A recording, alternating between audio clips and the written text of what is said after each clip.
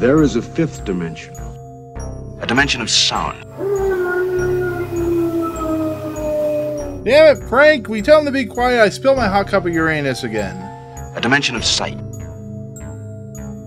Hey, Arch. I'm gonna sock you in the puss. A dimension of mind. Man, Adams, is that you?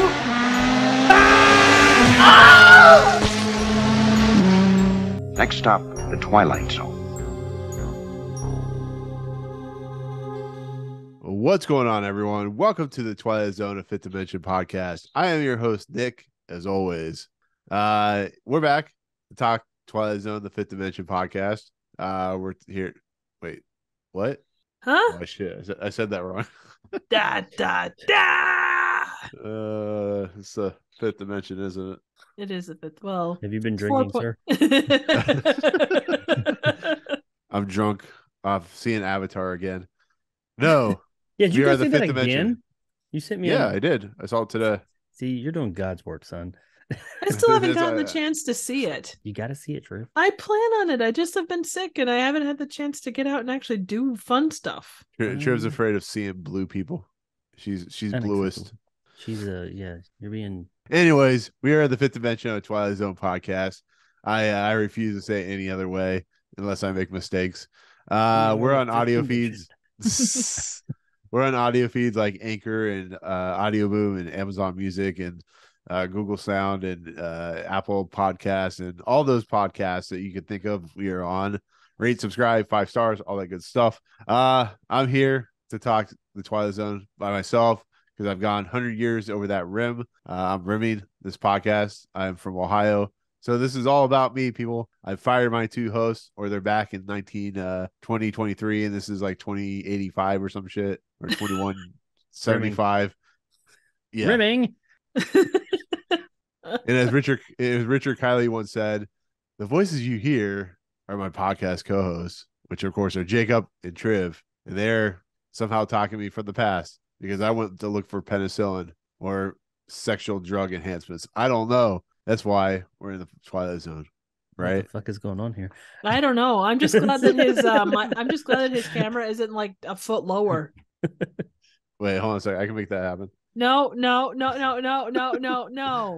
Oh, here we go. Yeah, just a lower. Wait, No. hold on a second. I got this. No. Well, okay, that's okay. He's going down. He's going down. We're Got yelling the timber. automated desk. Ooh, Ooh. fancy. So right. So anyways, how the hell are you guys? Triv still sick. Jacob, I don't know much about you, man. How you doing? I'm good. I was building a goat pen today. A goat goat pen? pen? Nice. A goat pen. Are you the Yeah. goat of goat pens? But probably not. Mm. But I think it'll work. Hey, all that Keep the matters little is that it fuckers in keeps there. the goats. Yeah, exactly. So I can go milk them. Sir, have you ever tried to milk a mouse? Would you try to milk me? Were you having a bad time? Oh, is that Milk the cheap, cat. isn't it? A bad time. Oh, you.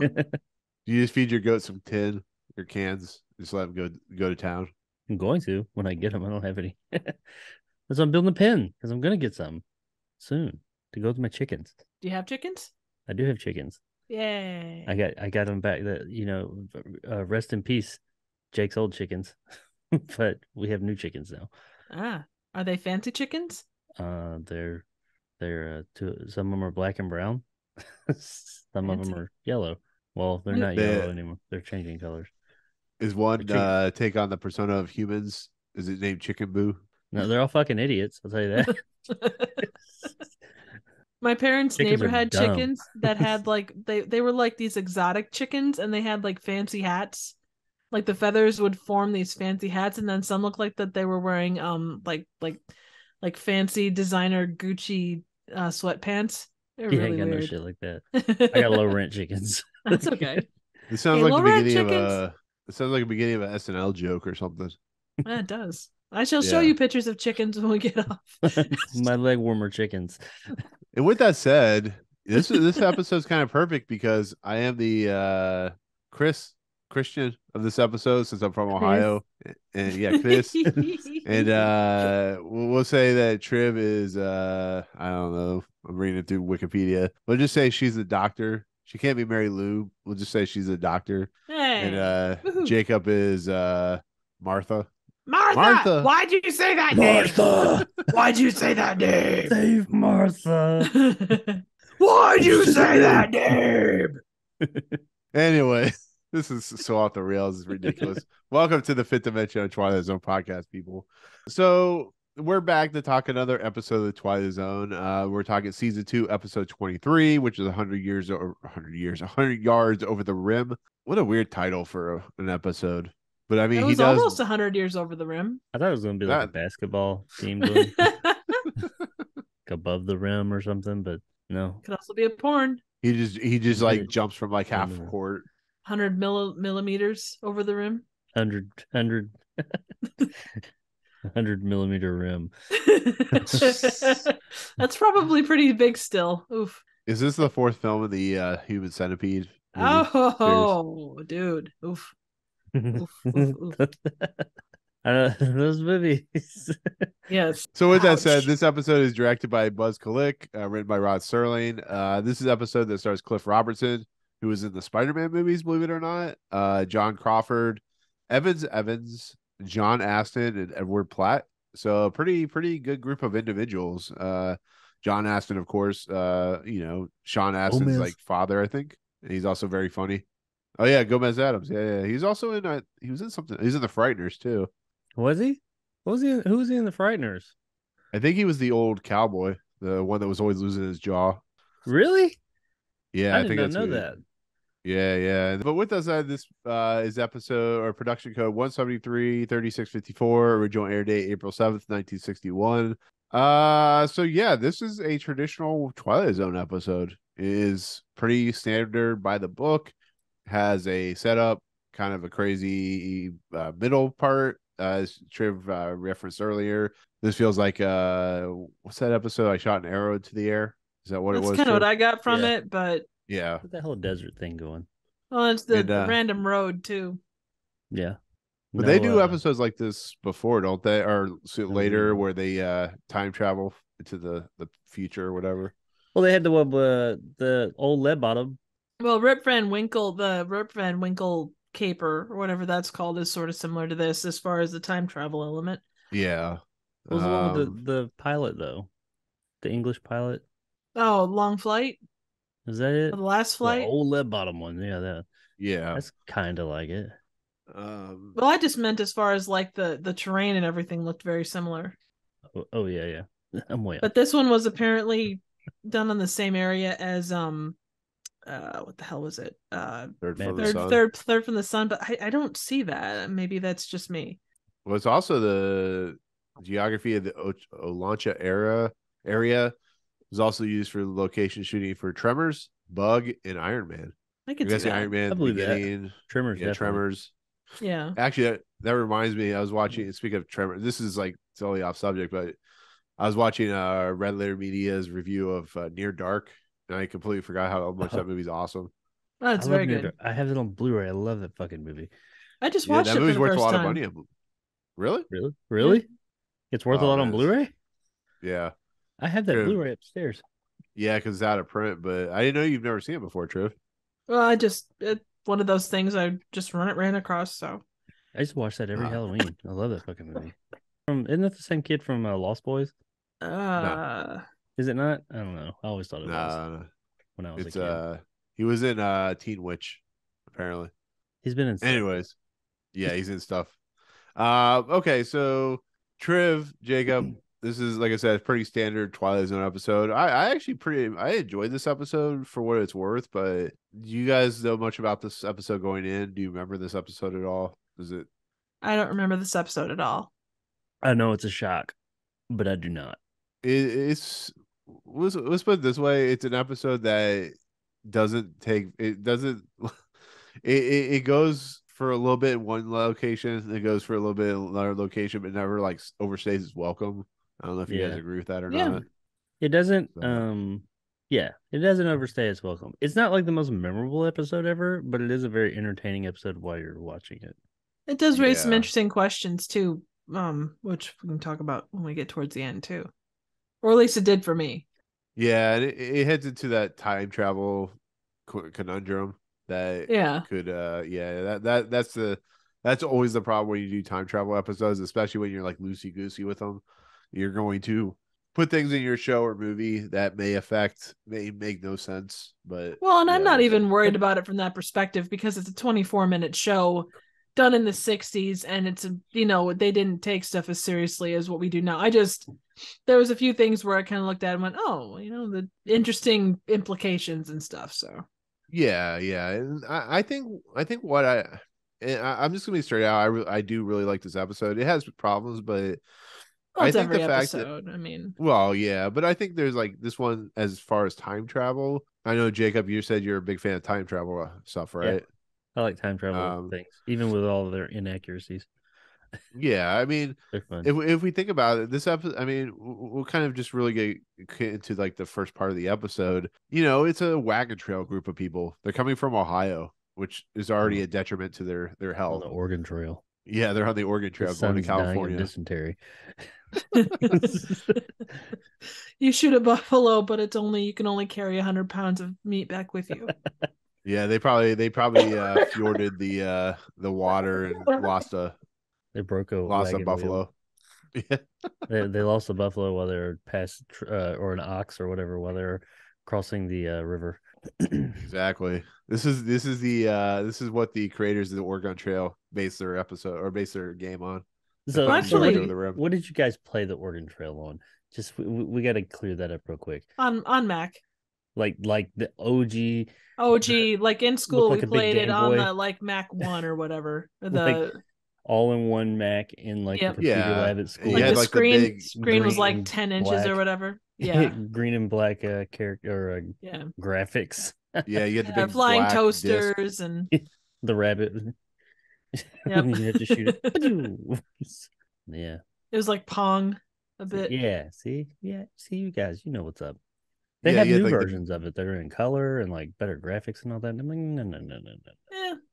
Different audience, different age though. No. I will say that they were talking about, it's one of those things where it's like I can see it, but unless it specifically says, it's hard to say one way or the other. They did say that the travel part of like Back to the Future was based off or was inspired by this.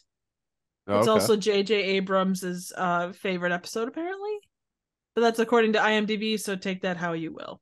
Well, I mean, this episode is very vanilla, so I mean, it could be a J.J. Abrams product for all we know. Oh, but it doesn't have any starbursts or what are they? Lens flares. There's no lens flares. Well, I mean, it was the 60s in black and white, so it's probably hard to do lens flares. Oh, if he would have found a way, he would have found a way. Sure. He could. But yeah, so this episode, we're introduced to Chris, played by Cliff Robertson. He and his Wagoneers and family are traveling from Ohio to California. One of the kids is sick. His kid is sick, dying of dysentery, and he decides he's going to go apparently 100 yards over the rim because that's where everybody goes to get medicine. And he walks many miles, many 100 yards to that rim. Approximately 100. I mean, yeah.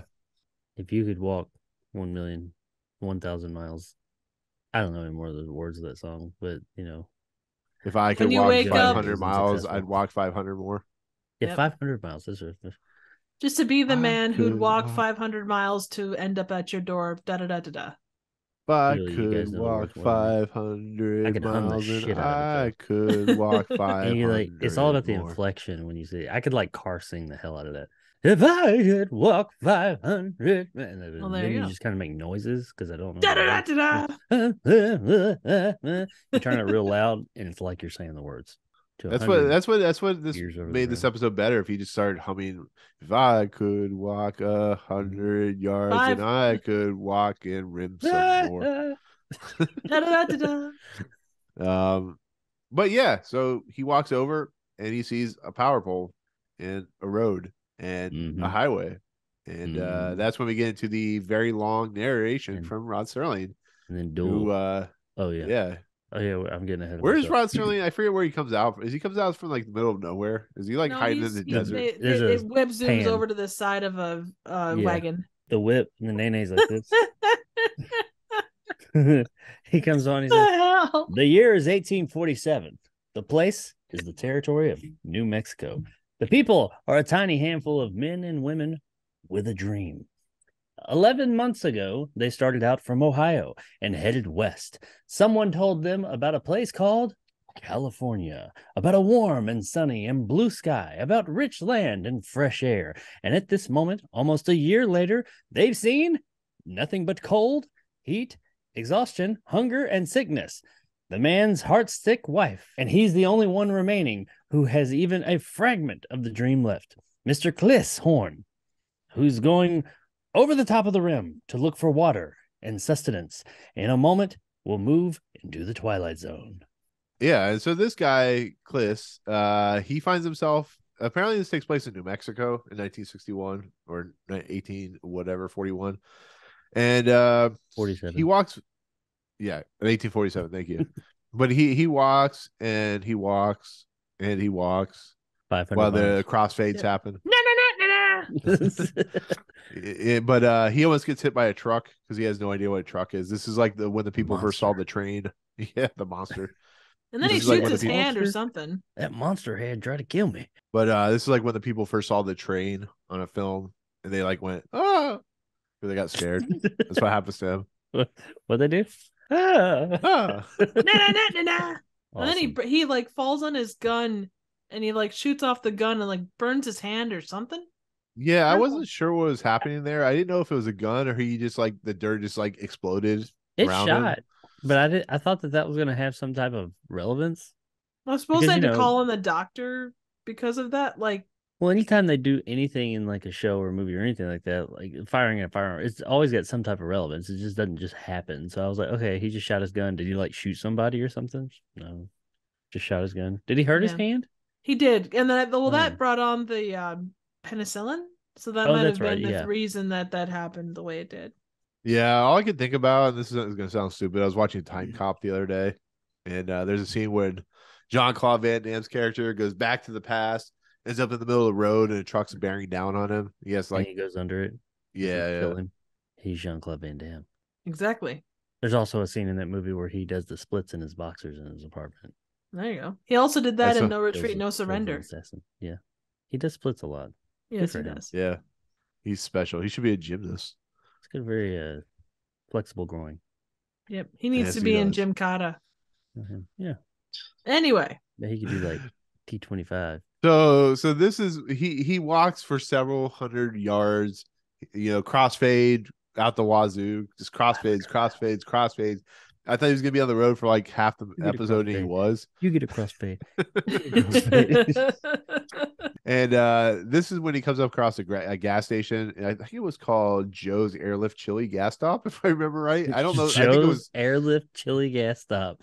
I think it was actually Joe. But the funny part was, before I actually wrote it down, I think it was just Joe's. Because I think it was near like an airport or whatever, but it was Joe's gas stop or whatever. But there's a sign that says we have like the world's greatest chili or something like that as Kliss is walking up. I don't know if you saw that. It's the Air Flight Cafe. That's what it's called. All right, so I was looking at the plot synopsis here while you're talking to see if it said about something about Joe's hot wings and chicken or whatever. And by the way, right before that, it says the way he injured himself. Explain to me how this happened, because he had like this really long rifle with a very long barrel, and it says he a motorized vehicle coming at him, he stumbles out of the way, accidentally firing his rifle and grazing his arm. How did he graze his own arm with his rifle? The only thing I could think is that like the heat from anal. Oh, Jesus. There you go. Because anal. All right. Basically. Moving on. Explosions.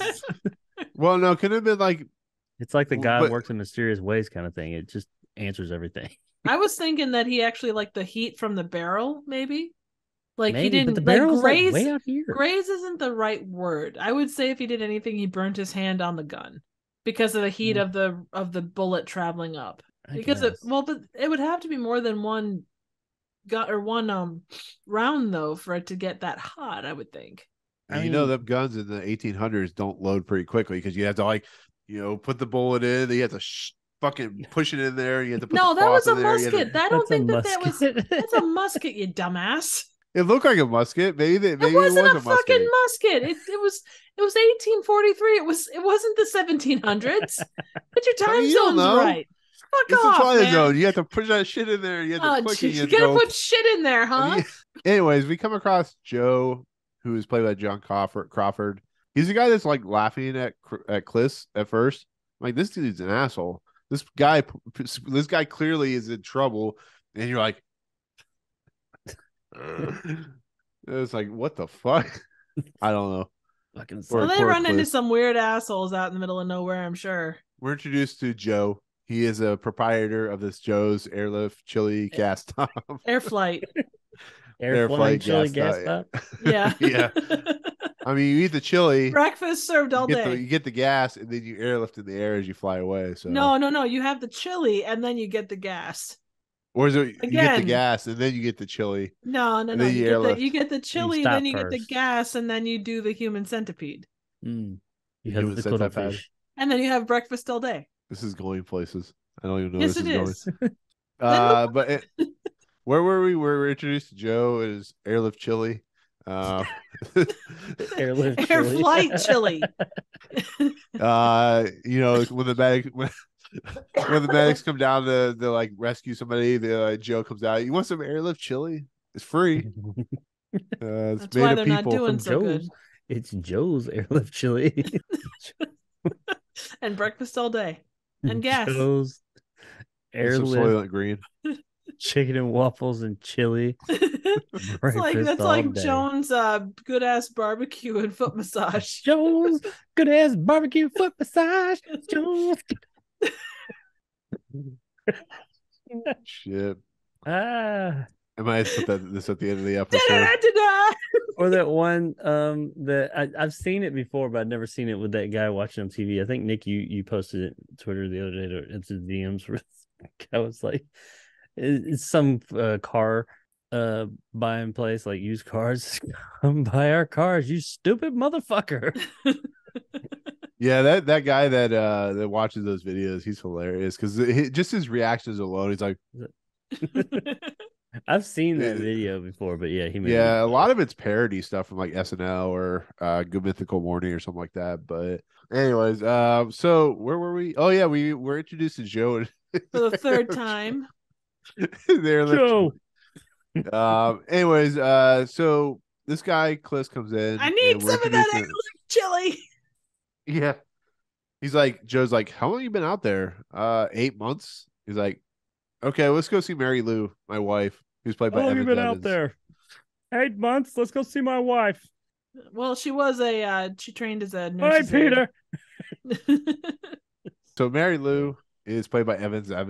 What an interesting name. Poor woman. Calls herself Evans. I knew a Kelly. I knew somebody. I don't know him, but I've seen the name Jacob Jacobs. Nice. Jacobs. Aaron A. Aronson. Unoriginal parents on Earth. Can you imagine? There was I know I'm going off subject again, but there was a Family Feud episode where tonight. I know there was a Family Feud episode where the kid's name was I think like Abu or something like that. And his dad was like a Simpsons character. Yeah, it was like I understand family want to keep their names in like the same namesake or whatever, because my like last name and my first name are all, I'm like the third generation of it. But why would you call your daughter Evans? Can someone explain this to me? Or is this probably married into it? My guess is she probably married into it if it wasn't a stage name. Well, who picks that stage name? A lot of times they're not picked by them. They were picked by other people. Well, wasn't there Marcel Marceau, or is that how you say his name? Marceau. Yeah. But that was a stage name. Well, true. I wonder if Evans. But it's Marcel Marceau. So it's not Marceau. It's Marcel Marceau. Close enough here in America. Well, fuck you. Oh, America this is not... not the only place on Earth. I We have a certainly stage name. didn't perform there as such. Sure we did. My stage We name always is Dick Mahogany. Better than Fonda Dicks You're Fonda Dicks. or Senor Fonda Dicks, a Privates. Dick Mahogany star. And my name Sex is truck. I.C. Peters. I see Wiener. God damn it. Edward Penis Hands. We had a religious goods store here called Knipples, but it looked like nipples. It's I don't know why I find that funny. I mean, I used to work for a place called Dick's Sporting Goods. There's also a Butts Florist. On one end of town you got Nipples Religious Goods, and on the other end you got Butts Florist. There's a town north of here called Titties, Alabama. We got on one side of the river. Tittiesville, that's what it's. Tittiesville. On one side of the river we got Dickieville, and on the other side of the river we got Balltown. And the joke is always Dickieville is just slightly north of Balltown. Only I don't think that's necessarily the case. I do think that Balltown is slightly north of Dickieville. How do you get the beans over the Franks? Exactly. Anyways, Evans was married before she died. She was married to John Frankenheimer. Oh. John Jacob Frankenheimer Smith. His name is my name too. So John Frankenheimer's wife is Mary Lou. She is an individual that is very atypical of a 60s wife. They own this Joe's Airlift Chili Stop, and they basically are like nice people. They're just people owning a shop. They're just in the middle of nowhere. They come across this guy who seems delusional and out of place, and they're worried about his family, who apparently been out in the middle of the desert for 8 months. So they don't know he's from the 1800s and he has a wagon and he just needs medicine or something to help his kid. And it basically becomes they start to kind of uncover clues about, his weapon looking like it's really old, but also new. And he just, I mean, there's not really much to talk about with this segment. It's just a lot of just trying to figure out who this guy is and what's going on and how can they help him. And, there's a calendar behind him that he doesn't see till like the very end of the act. And I mean, what do you guys think about this stuff in this episode? Like, they help him out, they bandage him up, they give him penicillin, they talk about penicillin and stuff like that. But what do you guys think? I thought it was when he realized, when he saw the calendar, he's like 1961 or 1961. He said it's 1847 or whatever. And like the woman, like, it's like, okay, he's been saying all this other stuff, and they just been like, all right, this dude's crazy, dehydrated. I don't know. He needs some electrolytes or something. Something's wrong with him. But when he says that, she suddenly believes him so much that she drops like glass or something. She's just like, like, oh my God. She just believes, because he saw a calendar. And he's like, it's 1847. And then like, now it's like this big shock to her. I thought that was odd, but hey. Well, they're trying to do the whole, mid-break thing. And being that they didn't have a mid-break really the last episode, they had to go over the top for this one. I mean, yeah, because Cliff is like, talk about Indians and bad guys and he'll allow it. He just looks around. He's curious. He also sees the jukebox. He finds out they've been there for 2 years. And yeah, it is a lot of like setting up to the eventual conclusion of this episode. But I mean, that's where the act break happens. Once Cliff sees the calendar, he passes out. He faints or whatever happens to him. And yeah, I mean, I don't know. Is there anything you guys want to talk about in the first act outside of the monster that we find out is the truck, and anything that you guys want to bring up with the first act at all? I thought it was interesting, and it's not really anything of note, but they had a little disclaimer sign on the side of the gas pump that said gas contains lead. I thought that was really interesting. Is it Ethel? Ethel. Who pumped Ethel? Exactly. Right at the gas station. Also, the fact that when she gives him penicillin, it's over, like it's just in a glass bottle. It's kind of over the counter, non-prescription. It seems like. She gives him like 18 pills. She's like, take all these pills. She did. She said, take 2 of these. And she poured out like 20 of them in her hand. She's like, just take 2. And I was like, why did you give him all those to just take 2? Because plot convenience.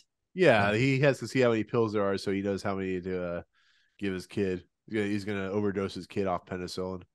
I like kids who become fucking diabetic. I like how it's penicillin. It's not like we're so used to calling like ibuprofen or Advil. Back in the day, it was just penicillin. Well, that Well, and would have been penicillin wasn't really used like after, I think even into the around this time, there was already strains of things that were like penicillin resistant. Because I actually looked it up. I went down a rabbit hole of penicillin stuff. it's like I think penicillin it came into regular use in the very late 50s. Like Well, I thought it was had been around longer. Wasn't it like 57 or something like that? It was discovered, or it was quote unquote discovered in 1928. But it didn't go into like popular use until the 50s, wasn't it? I think so, yeah. Yeah. But then, like, it was already, when they started using it, there were already things that were resistant to it. So, by the 60s at least. That's why it's so perfect for the 1800s. Everybody died of dysentery. Exactly. Yeah. Penicillin will help them from the dysentery. Isn't dysentery where you like shit yourself to death? Basically. Well, you're dehydrated and everything else because you can't stop pooping. You dry shits. You think that people created that game? They're like, that's just a great word to use. Let's just use dysentery. What does it mean? I don't know. Just put it in there. I mean, Cal died of dysentery. dysentery. Supposed to be educational. That's why they say until they make you fjord a lake or something like that. You know, it was between that and every day. It was between fucking Oregon Trail and Family Feud. I think Family Feud was it Family Feud or Wheel of Fortune, whatever the other game you could play on there. But yeah, that's the act break is airlift chili, penicillin, Cliss being very protective of his gun, and passing out. So you have all the hallmarks of a introduction portion of a episode of the Twilight Zone. And he shot himself too, even though the barrel of the gun was like a foot away from his like crossing like this. Whatever. He was just ricocheted off the sign. Buffalo. See, that's all they needed was some buffalo. They had buffalo, they've been just fine, but they were all dead by 1961. So Kevin Costner tried to save him, but you know, I know he failed like he did with everything else. You know, if he had just danced with the buffalo and said dancing with wolves, he would just fuck them wolves, man. Wolves will fuck you up. Buffalo, just see you out in the wild, be like, hey, what's up? Wolf, eat your ass. You should dance with them goddamn buffaloes. Telling you. Oh man. Bastard. So anyways, we come back from act break and doctor comes out of the Cliss's room, says this guy is malnourished, but he's a specimen of a man. Triv, do you say that a lot? He's a specimen of a man. Not really. See it every day. Every day I look in the mirror, I get a shower. Oh, that's good. I can't really say up. that. You're a specimen of a man. Oh, good for you. Yeah. Then I go cry a little bit, get dressed. Consistency is important. But apparently Cliss is a pretty good reader and just happens to find an encyclopedia. Okay, that's what I wrote. Okay. Apparently his son is in the encyclopedia and lived till he was until 1914. Okay. Famous doctor. Can we talk about how Cliss can read? Because I don't know how proficient at reading they were in the 1800s. Well, why wouldn't people they be? could read. Yeah. especially if they weren't in Middle Ages. I mean, being that especially could nobody read to like 1920, right? And being that he was the leader of this wagon train, he would have had to have some kind of education. But the funny thing is, and he'll talk about it later, is he knows about highways. And well, he probably talked about it like at the very end. He talks about how of highways and things like that when he's describing what he saw over the rim. But I think that's probably because he heard them talking about it, or they said, "Oh, hey, that's a highway." And plus, out east, they probably would have had not necessarily highways, but better roads than where they were at. I mean, clearly, if he had just watched Who Framed Roger Rabbit, he would know all about highways and freeways. So that's freeways, about 140 years in the future. Just saying. No. Freeway's gonna come through. Yep. Straight through Toontown. Cloverleafs. Cloverleaf. Yeah. Yep. Cliss reads an encyclopedia. We find out his son lived till he was 1914. I can't remember there's reason that he's in the encyclopedia. Yeah, he studied childhood diseases. Yeah. Oh, okay. So magic penicillin pills. Right. So I'm guessing that he knows at that point that his mission was successful, because kid would not have lived if he had disappeared. I'm assuming. I'm assuming that's the Rod Serling kind of giving us the ending to the episode in a nutshell. But I mean, here's another question. There's more meat to the bone on this. You know, of course, Cliff decides he needs to go back to his group, his pairing, his wagon, his Oregon Trail collection of people, and he like gut punches with the rifle the doctor, because the doctor's like, I'm gonna do the one thing we always did in the 60s, which is call a police officer, because you know that always works out well for every crazy person in the 1960s. Well, he says thank you to the couple, and then he gut punches everybody. Yeah, right. He's like, hey, thank you for the airlift chili. It gave me gas, son of a bitch, and then punches him in the gut with a rifle bend. But you shit yourself. oh man. But like I said, like I was saying earlier, this stuff before we get to the ending. I mean, what do you guys like overall? What do you guys think about this? You know, did it bore you at all? Like me personally, I thought it was entertaining because it didn't feel like it insulted my intelligence like some Twilight Zone episodes do.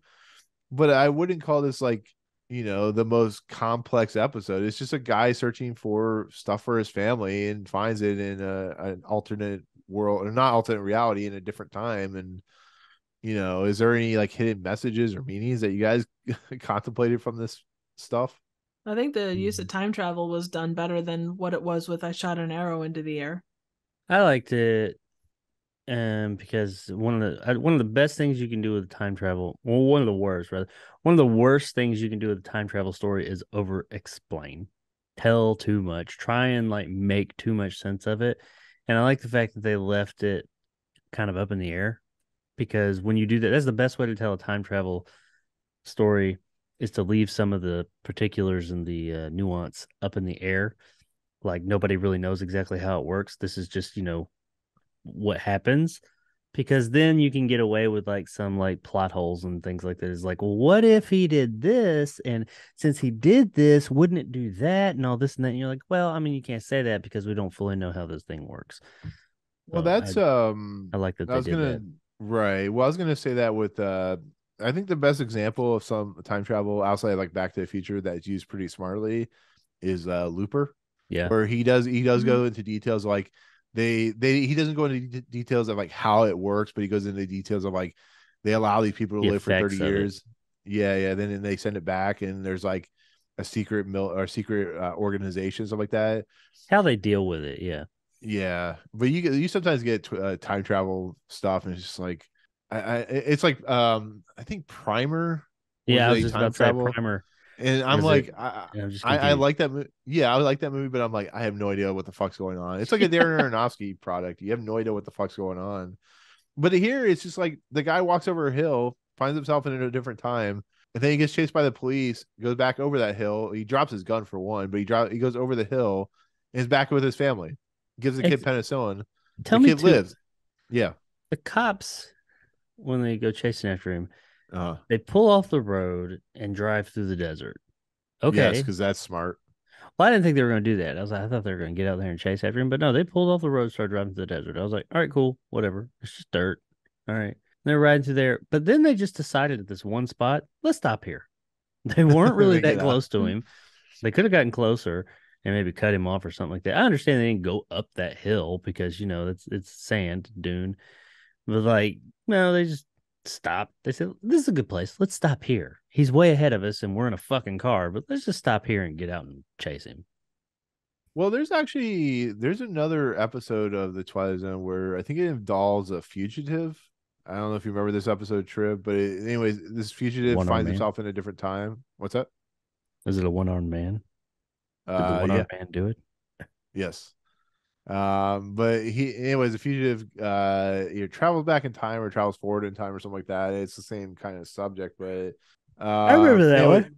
You, oddly enough, I don't remember anything else about it, but I remember that plot point that you were telling there is some guy who's running and he ends up in the future or past. He ends up at a different time and he's still running. Yeah, he's like he's being chased by somebody, I think like a bounty hunter or something like that. But anyways, Cliff goes over the hill, finds himself back in 1847, gives his kid the penicillin, talks about highways, and they're off to the races to California. And that would be cool to a way to end an episode. But I looked at the timer on the actual episode, and there was a whole like 3 or 4 minutes left. And they do the really cool thing of Joe and the police officer come back with the rifle, and it's like really old and decrepit looking, and they're able to take it apart. And that's a nice touch to me, because even though it is a little strange that the rifle was left there in 1961, but when he traveled back, it automatically faded to a 100-year plus. It just, there is a little plot hole convenience there, but it's kind of cool to like, oh yeah, this weapon's now degraded, and the guy disappeared, and it leaves open to like, did it really happen? Did it not really happen? And like, the kid, is he the catalyst of it all? Because like when he goes back, whatever came with him, does it all of a sudden age the same amount? It doesn't make a whole lot of sense. But once again, we don't know how this thing works because they leave it vague enough. So yeah, I mean, it kind of makes me wonder how many people have gone over that rim and gone to different time zones or whatever. I don't know. It's an interesting way to end the episode, but I feel like that was mostly there just to kind of like have that moment that a lot of Twilight Zone episodes like this have, where something like fantastical has happened, and then the people that are left afterwards are like, something happens, so they're like, oh, it was all true. It's like the King 9 will not return with the sand in the shoe. Yeah, I hated the end of that episode. Anyways, so that's the end of the episode. That's kind of where it ends. There's not a whole lot to say on it, but Triv, like, what do you think? Jacob, what do you think? What do you guys think overall of the episode? That sucks. He thought it sucked. No, I enjoyed it. It was a good solid Twilight Zone episode. So yeah, is there anything you want to talk about on it at all? Not really. I mean, we kind of covered it. No, I mean, there's the implications of the penicillin thing. He takes it back and saves his kid, but then everybody's like, "Hey, my kid's sick too," or whatever. And there's implications like that, but you really can't talk about that part of it. I thought it'd be interesting. He never really said. He just only well, you can't. I mean, it's a 25-minute show. You can't really cover that and do it justice. It's better to leave it vague. Yeah, and people would get sick with things and then just come out of them back then. Yeah, true. It's kind of a crapshoot, so I don't think anybody would have been like, how did he miraculously get better? Plus, they're it's on the road. Because like I said, when you go into time travel, and there was a segment that there was a documentary or whatever about time, and it was hosted by Dudley Moore. And they talked about like, what if you went back and killed your grandfather or whatever? How would you like? They've been able to update like kind of the ideologics of it since then, because like in the 80s. But it brings up the whole idea of like, you do something that butterfly affects the whole entire catalyst of human civilization, or whatever. And can you actually do that? So bringing the penicillin back, and this kid was probably going to die if they had not found that penicillin or whatever. It brings up a whole kind of like wave effect of butterfly affecting the future, and it's an interesting idea. It's one of those things where in 1961 they weren't really thinking about that whole concept. If he kept on going down that road, then Ashton Kutcher would have ended up in jail. Exactly. And Ethan Suplee would have ended up as a exchange student or something like that. I don't know. And some female would have been like a crackhead.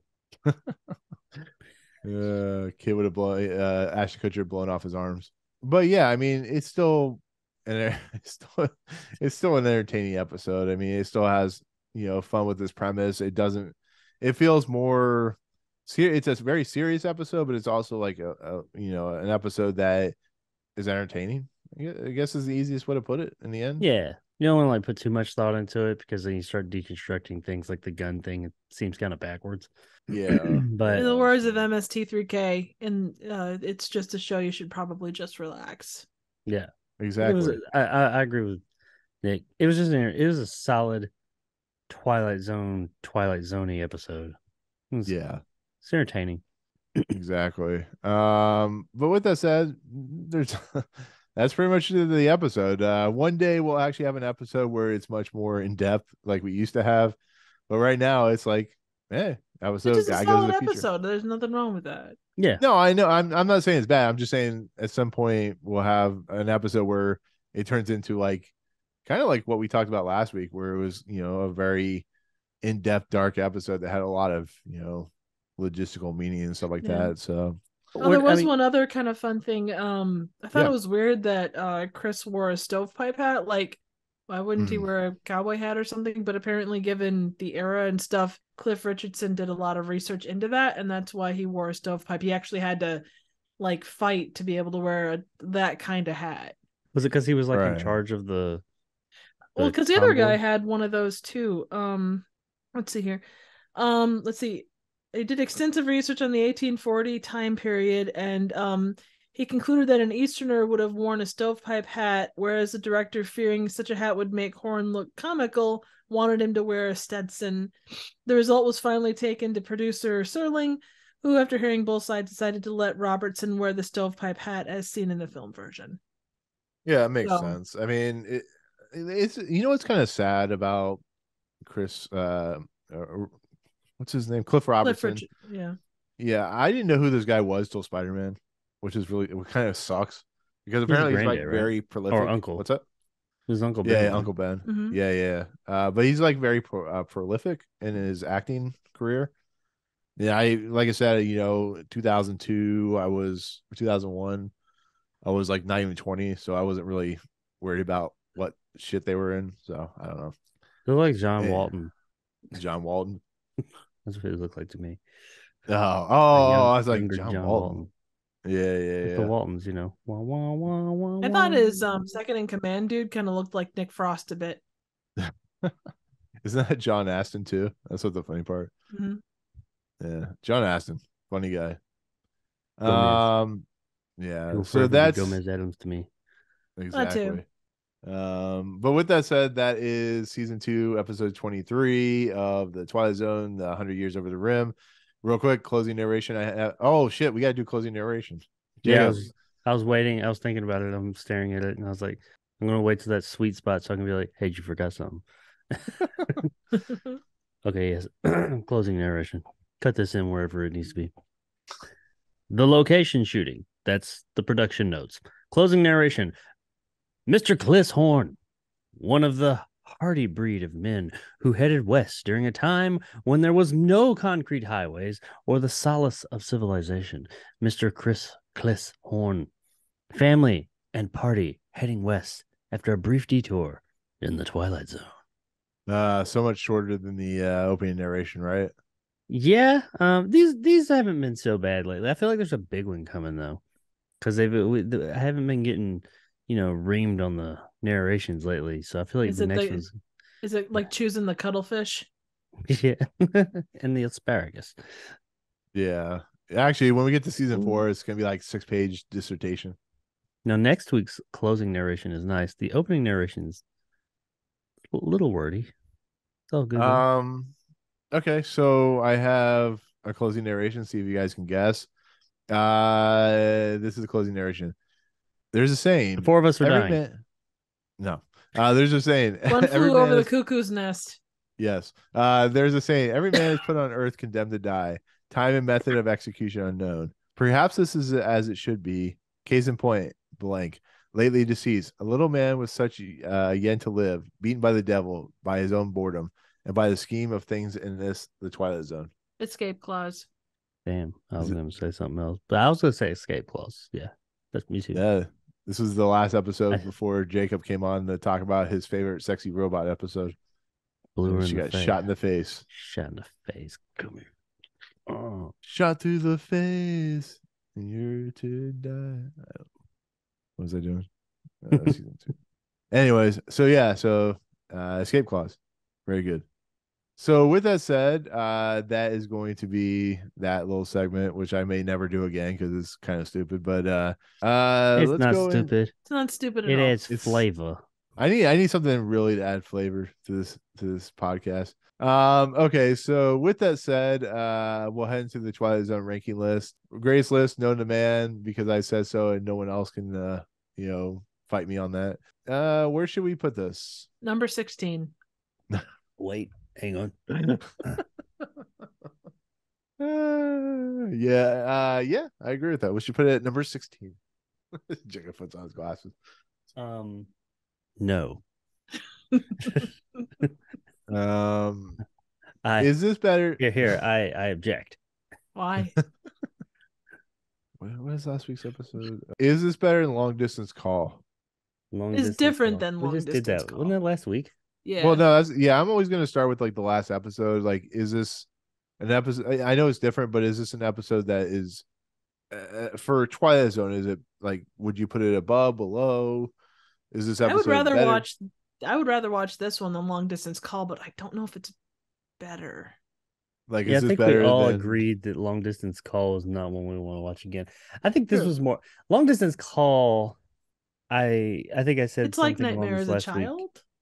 Yeah, it was like I liked some of the places they were willing to go as far as like, being new for TV and all that. But I that episode, I think I said last week, something about it just didn't sit with me right, and not necessarily just the subject matter. It just seemed off. Like there was some sloppy parts of it.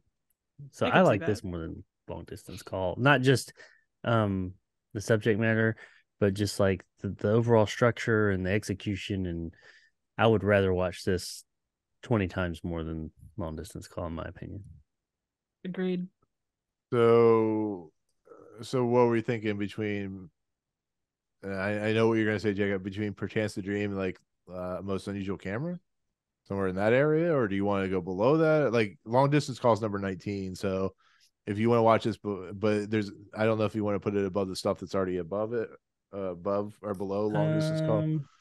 I enjoy Most Unusual Camera, but honestly, I think this was, in my opinion, I think it was probably better than it's. Yeah, I think it was better than Most Unusual Camera. Penny for Your Thoughts is one with Dick Van Dyke. Dick York. Dick York, yeah, Dick York. Hitchhikers, where we got Nan Adams from. Yeah. I mean, I would actually, we joke about Perchance to Dream all the time, and I know you don't, but I would put this, maybe somewhere in the One for the Angels, people are like all over area. I mean, if we're going up there, I liked this one more than people are like all over. I think One for the Angels probably had a little bit more to talk about. Yeah. I would be fine with it there. Like above people. I mean, because even though I think this is a much simpler story than people are like all over, that's the only thing that I'm shooting myself in the foot here, but I liked A Penny for Your Thoughts more than this one. But I did like this more than well, we're always going to run across that. Yeah. I mean, I think putting it. See, I liked Most Unusual Camera more, but that's the kind of movie or the kind of episodes that I enjoy. Oh, I really liked Most Unusual Camera. Like for me, I would put this between, if we're gonna go that area, I would put this between Most Unusual Camera and Long Distance Call. But that's me, and I know that that's not always the consensus. I like Most Unusual Camera because it's a funny ass episode. Yeah, it was a nice, light, lots of levity and just kind of not so goofy. Not what's the baseball one, the robot? Oh, Mighty Casey. Not goofy to that level. It was goofy, but it was like it was more self-aware. Yeah, I enjoyed that episode. But admittedly, when you go up a couple of notches to where you were talking about a minute ago, I liked this more than people are all alike all over. I'm cool with that whole area. Yeah, I want to see Perchance to Dream fucking fall, but my time will come. You guys aren't. Oh, don't worry. We got the end of season, like near the end of season 2, where we got some bangers of episodes. So, I mean, Martian one will be the new number 1. This I swear. Yeah. Then Obsolete Man. We'll go with that. I mean, it literally boils down to: is this above people are like all over, or is this below A Penny for Your Thoughts or The Hitchhiker? That's what it boils down to. I would say below A Penny for Your Thoughts, but that's me. I'm fine with that. You're fine with that? Because I mean, I'm the middleman. It really doesn't. Weird. What's that? I'm the middleman here. Like, I'm okay with that, but I'm also okay with you were talking about it being up there with by one for the Angels. I mean, I'm okay with either one. Because I think what throws it off, a penny for your thoughts. I think it should be higher, but that like Triv said, that's going to happen. If a penny for your thoughts was higher up, I wouldn't have any issue with this. Yeah, I think in the end, I think 100 yards over the rim, its major problem is maybe it's a little too simple. Well, yeah, there's not a lot to talk about. Yeah, so that like for instance, this is what it is. People are like all over. We had a lot to talk about. I feel it was like a little more important because it deals with like society looking down on other society and stuff like that. So yeah, I think right underneath Penny for Your Thoughts, right above Emotional Unusual Camera. Does that sound good? Yeah. Okay, cool. So that'll work. So with that said, new number 18 is 100 yards over the rim. Number 1 is still Eye of the Beholder. Number 58 is The Trouble with Templeton. Still in last place for probably the rest of the series. We'll see how it plays out. But how many episodes we got left? Like 6 in the season or the series? Season. Not even 6, is it? This is a shorter season than last season, isn't it? It is. We got 1, 2, 3, 4, 5, 6 more episodes. So I called it. There you go. Ooh. So with that said, the next episode is another time travel episode of sorts. It's been a while since I've seen this episode, but I do remember seeing it. Season 2, episode 24, called The Rip Van Winkle Caper, directed by Justice Adis, written by Rod Serling, stars Simon Oakland, Oscar Beregi Jr., Lou Gallo, John Mitchum. But thieves stealing money. Sounds like they sleep or something like that. I don't know. We'll see what happens. But yeah, with that said, that'll be words right. Collecto, Nocto. Something like I love, that, yeah. Rod Serling's his and now a word from Rod Serling, like the outro stuff he does. I like that for this episode. I thought it was pretty entertaining. So I didn't watch it. I usually watch those, but I was in a hurry today, so it ended and I clicked off. Yeah, I know you gotta go back and watch it. It's pretty funny. But with that said, that is our episode of season 2, episode 23, 100 Years Over the Rim. Jacob, Triv, as always, it's fun. It's entertaining. I know Triv is dying, so I wanna get her out of here. But Triv, you have content that you like to talk about every once in a while. You just put out a new video, of course. Where can they find that content at? You can find me here on YouTube at Trivial Theater. You can also find me on Twitter and IG at Trivial Theater. Yes, and go watch your video. You just did one on the short episode, right? Yeah, it's a shot on video thing that's really quite weird. So yeah. Anyway. Cool. Yeah, go take a look at that. Jacob, I know you do things sometimes when you feel like it, when you crack your neck and talk about Avatar and whatever you do. It's about to cross 2 billion. Yes, soon, very soon. I gave it another $10. So, but the 5th highest grossing film of all time now. It is.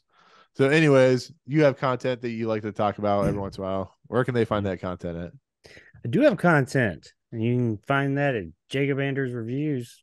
Not as much as I used to, but I am planning on. Took a little break. Been restructuring some stuff. I plan on starting to release more regular content coming very soon, and I have a new series coming soon. That's why I've been working on that and some other stuff, and about to have a child in a couple of weeks. So not me, my wife, but so been it's Junior. Yeah, Junior. My first male that I've sired, so that's new. But yeah, that's plus he's got goats. Yeah, and my goats and my chickens, and goats your chickens. Wild animals. Yeah, I want a cow, but I don't have enough room. That makes a difference. I want to buy some of the land next door to me, and clear it. Then I can have a cow. I don't know what to do with a cow. Bitches. Then I'll feel like fun. Anyway, but yeah, I have movie reviews that come up there, and I'm trying to do one a week right now, but I want to get back to doing like one or like 2 on the movie front. But some different longer form content. Working on longer form content. But that is coming real soon. And I fixed video game consoles in my spare time, or not my spare time, to make a living. Yes. So he's currently fixing the Virtual Boy. There's no fixing that. But on the Just don't call me I'm Shirley. on Twitter at Red Neville 2. Well, whatever that Twitter stuff is, and on my YouTube channel. Yeah. Oh. And as I say, don't call me Shirley, but call me Movie Emporium. That's where I keep all my content at. Twitter, Movie Emporium. We are podcast form as well for this podcast on all the major platforms. Subscribe to whatever you listen to. But for myself, Triv, and Jacob, we'll see you guys next time in the Twilight Zone. Cuttlefish. Peace out. Bye bye. Stay away from the asparagus. But yeah, I mean, da da da da da da da da